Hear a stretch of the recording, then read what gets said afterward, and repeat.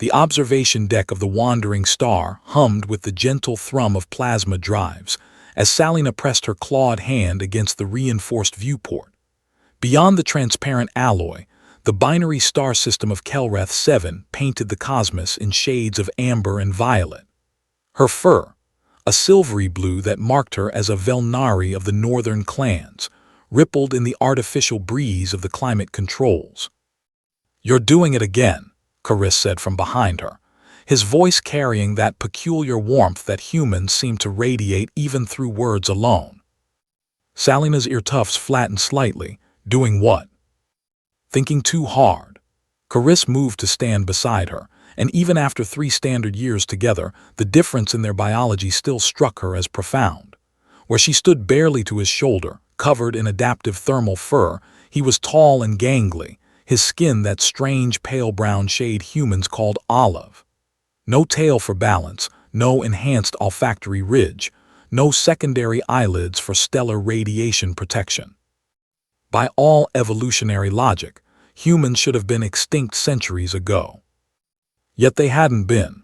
Instead, they'd become the galaxy's most persistent caretakers, adopting half the sentient species they encountered. "The communication came through this morning," Salina said quietly, "from the Velnari Restoration Council." Caris's expression, always so mobile, so easy to read despite being utterly alien, shifted into concern. "And they've located 17 survivors from my birth clan. The genetic plague didn't kill everyone."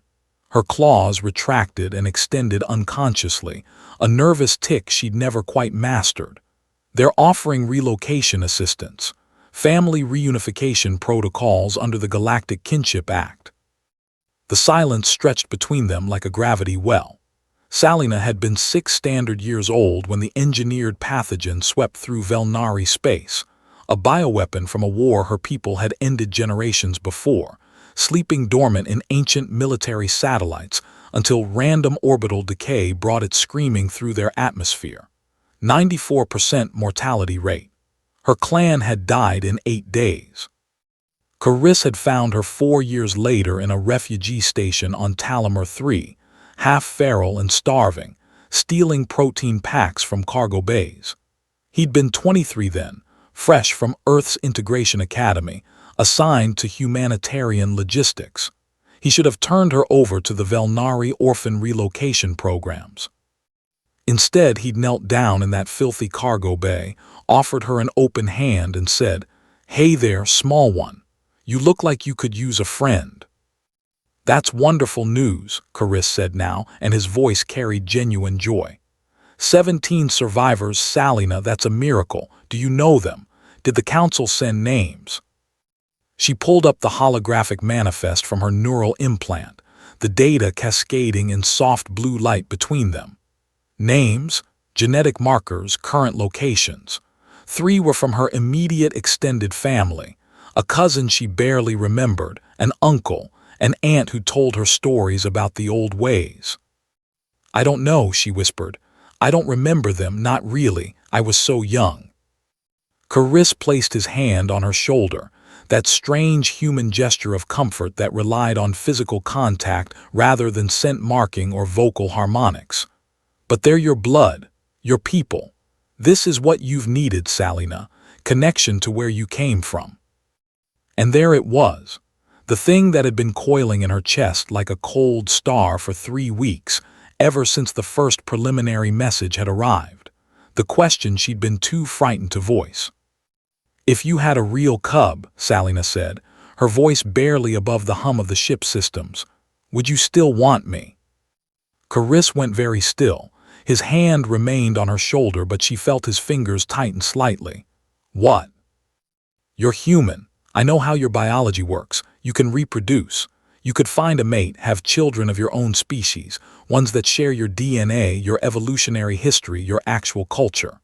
The words tumbled out faster now, unstoppable. "I've been reading the research. Humans form stronger parental bonds with biological offspring. The oxytocin response is more intense with genetic relation. It's hardwired into your neurology." "Salina, I'm not even truly yours." The adoption papers say guardianship, not parentage, because human Velnari adoption isn't legally recognized in 14 systems. I can't inherit your Earth citizenship. I can't carry your family name in Federation databases. And now there are actual Velnari out there, my blood clan, and maybe. She forced herself to continue. Maybe it would be better for everyone if I went to them, if you didn't have to keep pretending. Stop. Carissa's voice cut through her spiraling thoughts with a sharpness she rarely heard from him. He turned her to face him, his hands on both her shoulders now. His eyes, that improbable brown color like Terran soil, were bright with something she couldn't quite identify. I need you to listen to me very carefully, he said, and I need you to really hear what I'm saying, okay? She nodded mutely. You are my real cub. But the genetics. Forget the genetics for 1 second. Carissa's jaw tightened. Do you know what I was doing before I joined the Integration Academy? I was pre-med, neurobiology track. I spent 6 years studying how brains form bonds, how consciousness emerges from synaptic patterns, how memory and identity construct themselves. You want to talk about oxytocin and parental bonding? Fine. Let's talk about it. He released her shoulders and pulled up his own holographic interface, flooding the space between them with neurological scans, chemical analyses, longitudinal bonding studies. This is my brain chemistry from 4 years ago, Carissa said, highlighting regions in the limbic system, before I met you. And this is my brain chemistry now. See these patterns in the ventral tegmental area, the sustained elevation in dopamine pathways, the strengthening of connections between the prefrontal cortex and the amygdala. That's not pretending, Salina. That's real, measurable parental bonding. My brain has literally rewired itself around you. Salina stared at the cascading data. The scans were identical to baseline human parental patterns, statistically indistinguishable from biological parent-child bonds. But it's supposed to be stronger with biological offspring, she insisted. The studies measure averages across populations, Carissa interrupted. They don't measure individuals. Yes, biological reproduction triggers an initial hormonal cascade that can accelerate bonding, but sustained parental love, that's built day by day, experience by experience. It's teaching you Terran standard. It's sitting up with you during thermal regulation failures. It's learning to cook Velnari protein ratios even though half the ingredients made me violently ill for months. It's watching you ace your astrophysics exams and feeling so proud I couldn't speak. His voice cracked slightly on the last word, and Salina felt her secondary eyelids flutter in surprise. Humans so rarely showed this degree of emotional vulnerability. The papers say guardianship, because the Federation's legal frameworks are 70 years behind our actual capacity for interspecies family, Carissa continued. Not because our relationship is somehow less valid. I've been fighting the bureaucracy for 3 years to get you recognized as my legal daughter, and I'll keep fighting for however many more it takes. But why? The question emerged as almost a sound from deep in her chest. Why would you do all this for someone who isn't even your species? You could have an easier life. You could find a human partner, have human children, live in a human colony where everything is designed for your biology. Why choose this? Carissa was quiet for a long moment, his gaze drifting to the viewport and the binary stars beyond. When he spoke again, his voice was softer. Do you know what Earth was like during the Unification Wars? He asked, before we joined the Federation. Salina shook her head. We were tearing ourselves apart. Different nations, different ethnic groups, different ideologies, all of us convinced that our way of being human was the only valid one. My grandfather fought in the Pacific Coalition conflicts. My mother grew up in a refugee camp in what used to be called Argentina. He turned back to her. Humans didn't survive because we were genetically superior or evolutionarily dominant. We survived because eventually, painfully, we learned that family isn't about DNA. It's about who you choose to stand beside, who you choose to protect, who you choose to love. He knelt down then, bringing himself to her eye level, a gesture he'd done since that first day in the cargo bay. I choose you, Salina. Every single day I choose you. Not because you're convenient or because I'm settling or because I don't have other options. I choose you because you're brilliant and brave and funny, and because teaching you to pilot this ship has been one of the greatest joys of my life. I choose you because when you curl up in your sleeping pod reading xenoarchaeology texts, I feel more content than I ever thought possible. I choose you because you are my daughter in every way that matters.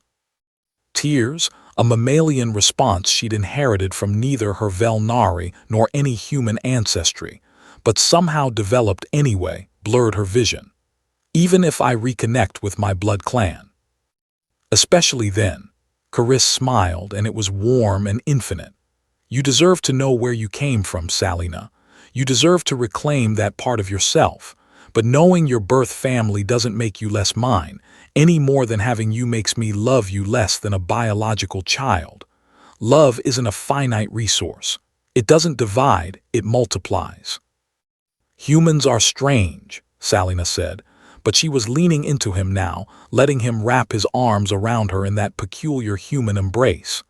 Your evolutionary strategies make no sense. Maybe, Carice agreed, resting his chin gently on top of her head.